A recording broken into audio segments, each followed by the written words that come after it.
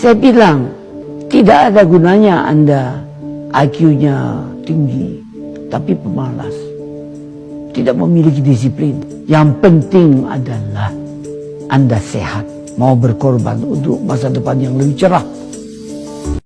Assalamualaikum warahmatullahi wabarakatuh. Halo teman-teman, kembali lagi bersama saya.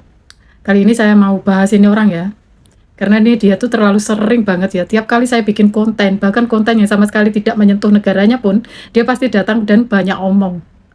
Dan yang paling lucu, komentarnya itu selalu tidak nyambung. Itu topiknya itu melompat-lompat kemana-mana, tidak ada urutan yang jelas. Sebenarnya mereka ini IQ tinggi atau IQ jongkok sih, heran saya. Dan yang paling menyedihkan, dia itu hanya menelan mentah-mentah berita-berita yang nggak jelas sumbernya, atau angka-angka buatan yang nggak bertanggung jawab. Lalu dia menyebarkannya seolah-olah itu adalah fakta mutlak, meninggalkan kesan buruk seolah Indonesia itu memang seperti yang dia tuduhkan. Padahal dia sendiri tidak mengerti dasar-dasarnya. Tidak paham cara membaca data ekonomi, tapi sok tahu. Sok-sokan bijak, bahkan berani mengatur dan menilai orang lain. Dia nggak mau cari tahu kebenarannya, dia hanya mau cari percaya apa yang sesuai dengan prasangkanya saja. Padahal kalau dia mau ngecek sedikit saja ke situs resmi lembaga dunia, dia akan tahu bahwa apa yang dia katakan ini ya jauh dari kenyataan. Mungkin malu sendiri juga sih.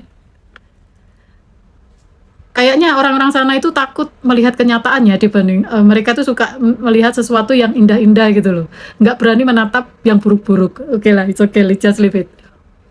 Nah, kali ini dia datang membawa banyak sekali angka dan nama lembaga internasional. Tapi isinya penuh kebohongan dan pemutarbalikan fakta. Mari kita luruskan semuanya satu persatu dengan data asli dan sumber resmi.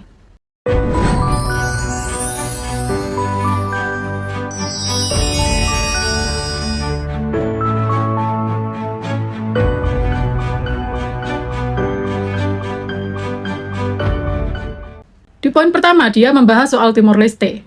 Dia bilang saat masih bersama Indonesia, Timor Leste itu rakyatnya miskin, tanahnya dirampas, terus orang-orangnya disiksa. Ini dapat sejarah dari mana sih ini orang? Kok nggak sesuai fakta banget? Hanya mereka itu hobi makan berita hoax ya guys ya. Faktanya, saat bergabung dengan Indonesia, Timor Leste itu baru lepas dari penjajahan Portugis ratusan tahun yang hampir nggak membangun apapun di sana. Justru di saat diserahkan ke Indonesia, Timor Leste itu dibangunkan puluhan sekolah, rumah sakit, jalan raya, jembatan, listrik, dan irigasi yang nggak pernah ada sebelumnya. Sekarang Timor Leste merdeka itu hak mereka sepenuhnya, tapi jangan memutarbalikkan kenyataannya. Cek data Bank Dunia 2025, PDB per kapita Timor Leste itu masih jauh di bawah Indonesia, kemiskinan ekstrim masih tinggi, dan ekonomi mereka itu sangat bergantung pada bantuan luar negeri serta cadangan minyak yang akan habis. Oke? Memakai dolar Amerika itu bukan tanda makmur, melainkan tanda mereka belum bisa punya mata uang sendiri yang stabil. Ya. Poin kedua, dia bahas soal data Bank Dunia dan IMF. Di sini dia nyebut seolah-olah Indonesia negara termiskin kedua dan pengangguran tertinggi di Asia. Faktanya itu adalah bohong besar. Bohong yang mereka ciptakan. Menurut laporan resmi Bank Dunia 2025 mencatat angka kemiskinan Indonesia itu sudah turun ke 9,5%, termasuk angka satu digit, jauh lebih baik dari banyak negara di kawasan. Oke, data IMF dan BPS awal 2026 itu menunjukkan tingkat pengangguran terbuka kita hanya 4,8%. Posisi menengah di ASEAN, bahkan lebih rendah dari beberapa negara maju di benua lain. Dia hanya menyalin nama lembaga, tapi tidak membaca isi laporannya sama sekali. Intinya kayak judge the book by the cover.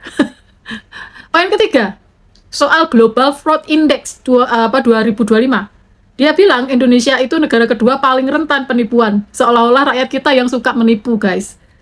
Jadi ini ya, kamu itu kalau bukan orang Indonesia gak usah banyak omong deh, sebel saya soalnya. Mengenai penipuan global ini ya, skor itu mengukur seberapa banyak serangan penipuan yang masuk ke negara kita, bukan menilai perilaku rakyatnya, oke? Dan fakta yang dia sembunyikan itu adalah Polri beserta BSN sudah membuktikan sebagian besar dalang dan pengelola sindikat penipuan digital itu berasal dari luar negeri, terutama Tiongkok dan negara lain. Warga kita yang terlibat itu kebanyakan direkrut dengan tipu daya atau dipaksa, bukan pelaku utama, oke? Banyak negara maju seperti Inggris dan Amerika Serikat pun masuk daftar atas karena jumlah pengguna internetnya banyak.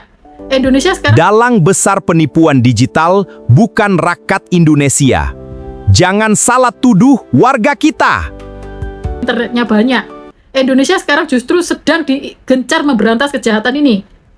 Ya, terakhir soal hukum, pendidikan, dan ekonomi terburuk. Itu juga mengada-ngada. Dia ini suka berhalusinasi bahwa Indonesia itu yang ada di otak dia itu parah gitu loh, ya. Makanya dengan halusinasinya itu membuat kata-kata seperti itu. Menurut Indeks Pembangunan Manusia BPS 2025, itu terus naik. Akses pendidikan dan kesehatan makin luas sampai ke pelosok desa. Memang nggak ada negara yang sempurna. Indonesia masih punya kekurangan dan harus terus membenahi diri. Tapi janganlah menyebarkan data palsu, memutarbalikkan sejarah, dan menjelekkan bangsa lain demi menutupi kekurangan negaramu sendiri. Ya, teman-teman, jangan mudah terhasut dengan orang yang suka main angka tanpa cek fakta seperti ini ya. Mari kita bijak, cari sumber aslinya, dan tetap bangga membangun Indonesia. Jangan lupa like, subscribe, dan bagikan ke seluruh penjuru Indonesia agar kita semua belajar tentang pentingnya bahaya digital di dunia.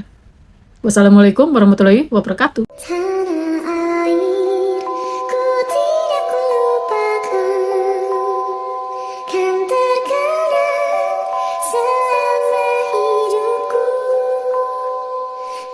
Proklamasi kami bangsa Indonesia dengan ini menyatakan kemerdekaan Indonesia.